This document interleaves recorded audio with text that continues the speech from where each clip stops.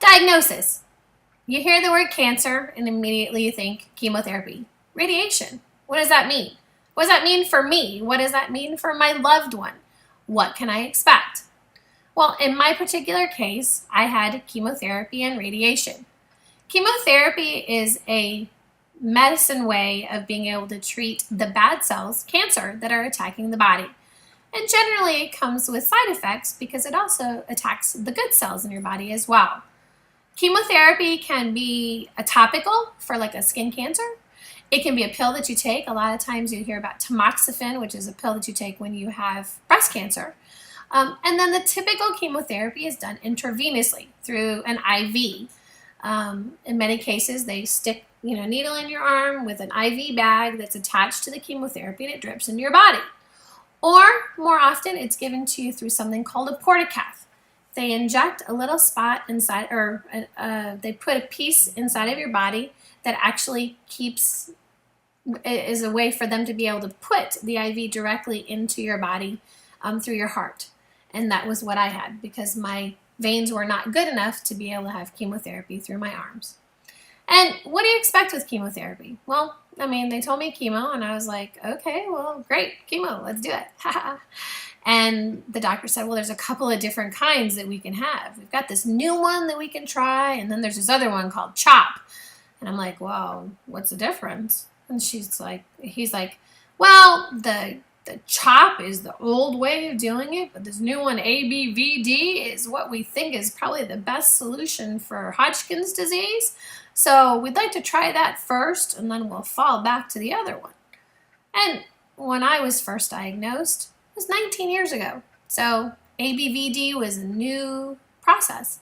It's now how you cure Hodgkin's lymphoma. And I'm sure that there's other ways to do it now too. There's lots of new medications. But that was what helped me. And luckily, after 6 months of chemotherapy, the tumors went away. Okay, so what happened with chemotherapy? Well, you typically hear about hair loss. You typically hear about nausea, vomiting, fatigue. My first chemo happened. I did it every other Friday. We planned our weekend based on chemo. Woohoo! I'd clean the house really, really well Friday morning because the house had to be immaculate because my immune system was really affected by the chemo. I would spend 4 hours laying in a chair in my doctor's office getting the chemo, and then I'd go home to rest. Well, the first chemo was no big deal. I cut my hair short because I kind of expected that I was going to lose my hair. One of the medications that I took, adriamycin, literally does that. Looks like Kool-Aid, red Kool-Aid. We don't like red Kool-Aid anymore. And by the second chemo, my hair started to thin a little bit. And by the third chemo, well, I woke up and my hair had fallen out on the back. So I rushed into my roommate's room and I said, we are shaving me bald because cancer picked the wrong diva to mess with. I thought that would help me by having control over what I did, not losing the hair, thinking that, it was doing it to me, that I was doing it to me. And I chose to go bald. I was proud of the fact that I was going through this. I was 30 years old, and I was going to fight this. And if that meant that I didn't wear a wig or I didn't wear a hat, then everyone else was just going to have to deal with it. And that was fine with me. But let me tell you, perfect strangers got really mad at me. I had people walk up to me in the mall and go, how could you do this? This is awful. You really should be more respectful of other people's feelings. And I was like, you know what? I don't care about your feelings. This is me. This is me going through this, and I am fighting the good fight. And my friends are in their 20s, and they didn't know what to do. How do you deal with that when someone has cancer? Lymphoma and leukemia affect people usually under the age of 18. It's one of the biggest killers of children under the age of 18 anywhere. And I was not the normal statistic. I was already 30, so clearly the Hodgkin's had been in me for quite a while. But my friends were like, well, what do we do? And I said, you know what? Treat me like normal. We did okay in the beginning. By the fourth chemo, I was really nauseous. And I started vomiting finally. And I would have chemo on Friday, so Saturday I'd be sick, and Sunday I would be sick, and Monday morning I would be sick, and then by Monday afternoon I'd go to work. And in the beginning, it was just nausea.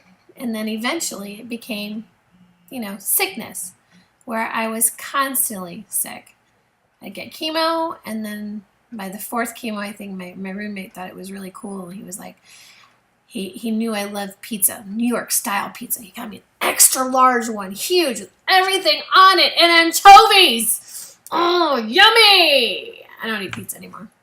I don't eat salmon anymore, because after that, it was really, those were the times when I got really sick.